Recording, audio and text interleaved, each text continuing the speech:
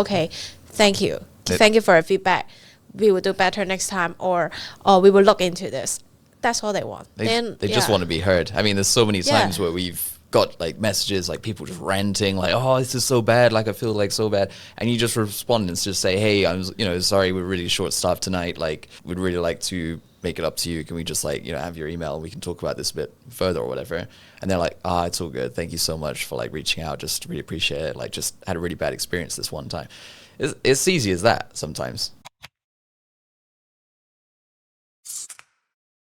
Hi everyone, welcome to the Toasted Podcast, where we talk about entrepreneurship, marketing, business, and restaurant and bars industry in general. This is Alexandra and this is Kieran. Today we want to talk about how to gather real restaurant feedback from customers. Correct. It's a tricky one, isn't it? Because I mean, when you're sat in a restaurant, the last thing you want to do is be writing out, essays of feedback and reporting on your experience. But it's important, right?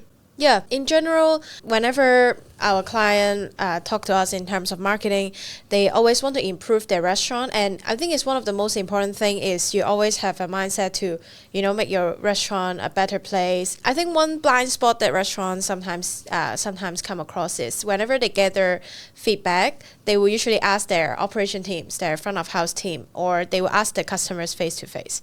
If I was the customer and you ask me face to face, how do you feel about my restaurant? I'll probably just say, oh yeah, it's great. As a bias, right? Yeah, because it's answering you under certain pressure, right? And when it comes to front of house and operations, I'm pretty sure they will give you real honest feedback as well. But the thing is, when they're giving you the real honest feedback, it's also just coming from their point of view, their aspect. It's very rare to coming from a real customer point of view. So, Kieran, what are the few things that you think we can do to gather real feedback? There's a few things. I think the first one that's most obvious is review platforms. So like OpenRice, Google, TripAdvisor, those kind of things. That's where people would go to leave their feedback, whether it's extremely bad or extremely good. I feel like average reviews don't really appear there, or minor comments maybe. So maybe that kind of misses those bits out. What else? Actually, I read very interesting statistic earlier, which is increasing your overall restaurant review rating on popular platform like Google or TripAdvisor can in general increase a restaurant sales over 25%. 25%. It's actually very high. So like you mentioned, all this important platform it's very great to gather real honest opinion, right? But I think one other common way that we see is when it comes to giving reviews, of course there are customers that are very kind giving positive review to you, but most of the time is at the reviews platform is the customer feeling a bit frustrated, so they're leaving some negative reviews. Yes. And I think what happened has already happened. How to improve your restaurant, how to improve in general service is the most important key moving forward. So there are a few ways that we can do to actually gather constructive feedback from customers from a true customer point of view. I think traditionally in restaurant marketing, there are so many, on the PR side, we used to do a lot of traditional way to gather feedback. One of the biggest way is to ask media. When your restaurant first open or when you're doing any PR campaign, we tend to invite media editors to come and try out the new menu or to try out the new restaurant.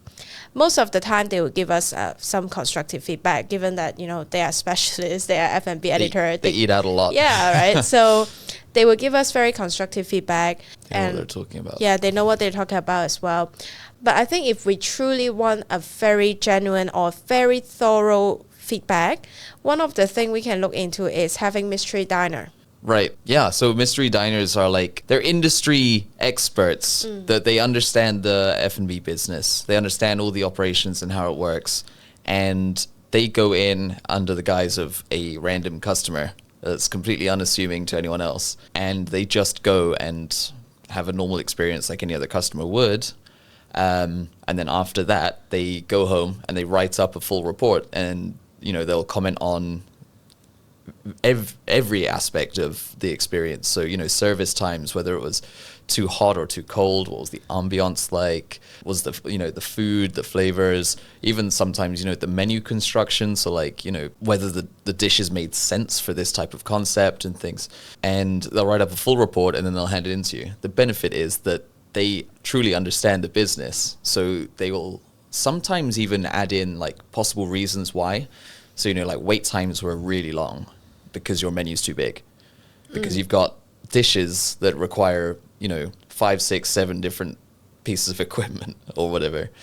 And they will help you to then narrow it down and say, like, this one's probably going to reduce the wait times the most. So let's remove this one or something like that, right? So yeah, I mean, and these guys, like, because they know what they're talking about, that's probably the best and easiest way to get solid constructive feedback, I'd say.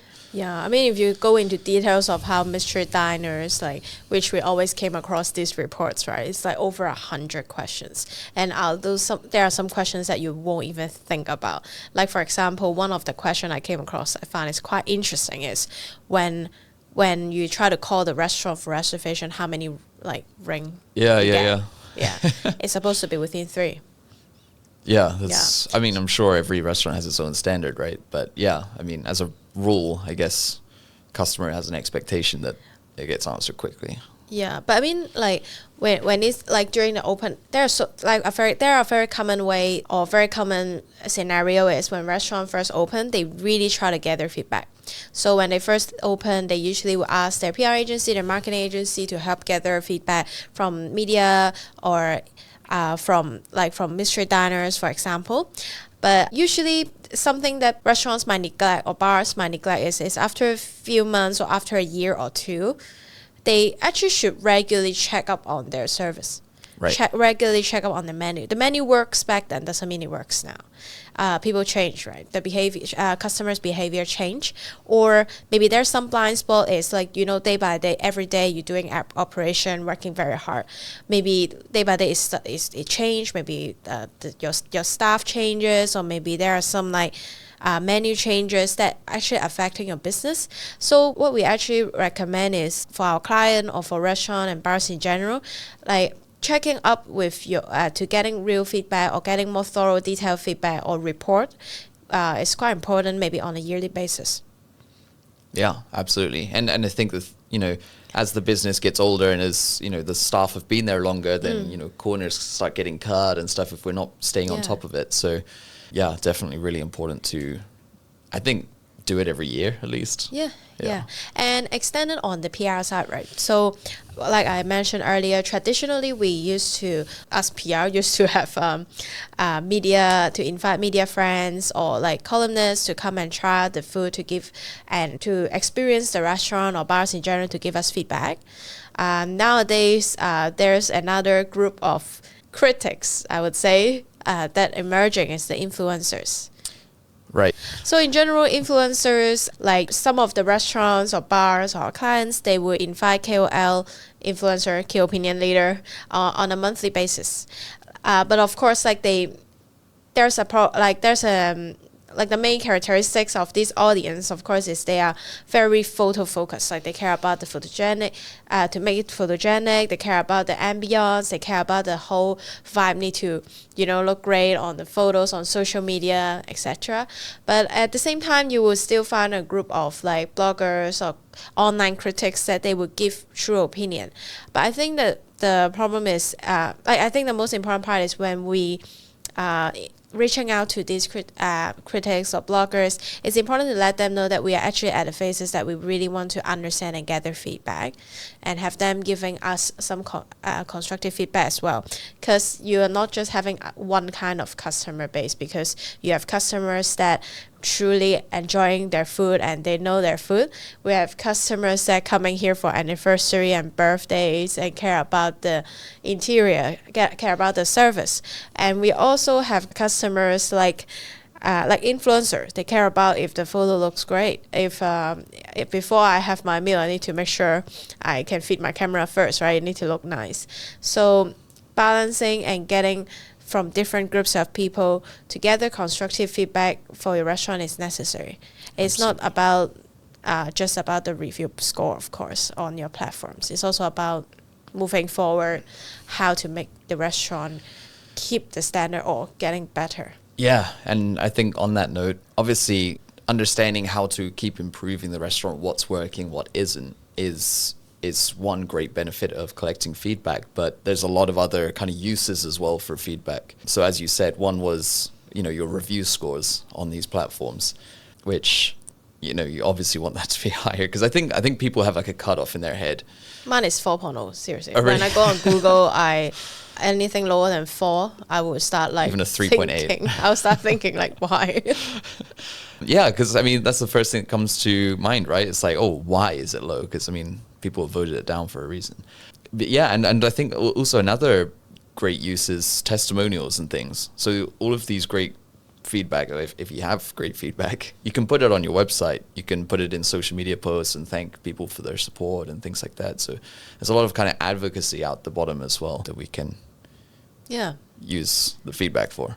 Yeah, totally. I mean, I think another, which I think would be the last part, and people sometimes don't really look into it, is when it comes to negative feedback. Sometimes I go on Google, go on like a Hong Kong platform called OpenRice. I always see negative feedback on the restaurant side. But what shocked me is the restaurant don't actually reply to it. Right. Yeah. That's kind of crisis control a bit, right? Yeah. It's not just about the customers will spiral and go crazy and then just go to even more platform, which happened before. But I'm just saying in general, if we think from the customer point of view, maybe they truly have a bad experience at the restaurant. It's just, maybe it's just a slip, right? Maybe it's a time. Maybe it's maybe it's at that point that you have short staff that day. Or it's just simply a misunderstanding, for example. Most of the time, I would say 80% of them, they just want to share their frustration, right? So you and me, we used to do customer service a lot for our restaurants, clients, and and sometimes, I think most of the time, they just want someone to acknowledge. They just want someone to hear that, oh, okay, thank you for your feedback. We will do better next time, or we will look into this. That's all they want. They just want to be heard. There's so many times where we've got messages, people just ranting, oh, this is so bad, I feel so bad, and you just respond and just say, hey, I'm sorry, we're really short staffed tonight, we'd really like to make it up to you, can we just have your email, we can talk about this a bit further or whatever. And they're like, it's all good, thank you so much for reaching out, just really appreciate it, just had a really bad experience this one time. It's easy as that sometimes. A lot of the time it really can be as easy as that. It's just they want to be heard, and that's it. It's not necessarily, I want to get free stuff from you, etc. A lot of times people turn down the free stuff, say no guys, we're just really just wanting to, let you know. Yeah. So I think, if it's, in this case, when you're genuinely getting these feedbacks, right? If you always want more constructive feedback, or you always welcoming feedback, first you need to act like you're actually welcoming to it. If I keep giving you feedback on the platform and then you never reply to me, or you're just ignoring it and let your score just go down, sometimes I see as low as 3.1, 3.2. I'm just... wow, okay. and then I think it's important to implement a system for your operation teams, right? To let them know, okay, if it's a bad feedback, what should we do? Should we categorize into multiple tiers? S tier, I need to handle it right away. A tier is I give a general feedback, and B tier, let's just not reply for now. But at least you have a system in place where your team, your receptionist team, your front of house team can help to look into it. And by having them to help replying to your review, they can also look into the issue. They will understand, okay, actually that's the customer point of view. Next time we'll look into it and we will, pay attention to it. It'll be better. So it's actually part of the training as well. Yeah, for sure. Actually, there's also there's another way, which I think this way is hilarious. Is when a restaurant gets really bad feedback, but it's kind of doesn't make sense for the restaurant, right? So there's this is one example of this pub that I really like back home, and it has all different types of craft beers. It doesn't really sell lager or the main beer brands, and they're all micro brews from various parts of the world. And someone left a review saying oh, this pub is rubbish, they don't even have Guinness or whatever. And it's so overpriced and all this stuff. And so the pub just screenshot it, put it out on social media and said, if that's the kind of pub you're into, then I don't want Like, I don't want to hear about it kind of thing. Which I thought was quite a creative way of, you know, taking like a negative review on that's literally just based on the opposites of their USPs and then kind of redirect it into a positive. I feel like it happened to UK restaurants a lot. I think another one's Wendy's on Twitter, Oh, yeah. which is hilarious if you haven't seen it yet. Yeah, I mean, like on the PR angle, like crisis management is very important, right? Right. So for your cases, it's turning crisis into more like a meme, like more like jokey way and stuff. There's a very fine line Yes. that could go the other Yes. way very easily. Yeah. So Not when recommending it. when you come across feedback like this, like very controversial feedback, it's always good to chat with your PR and marketing team. Yes, please check with them first. Yes, before answering. It's a very interesting episode where we talk about reviews in general, how to gather more feedback, mystery dining, etc. So I think that's all we have time for today. Thank you, Alex, for your input as well. It was great to kind of talk about customer reviews, feedback for your operations, and how to collect it in the first place. So we'll see you in the next episode. Bye-bye.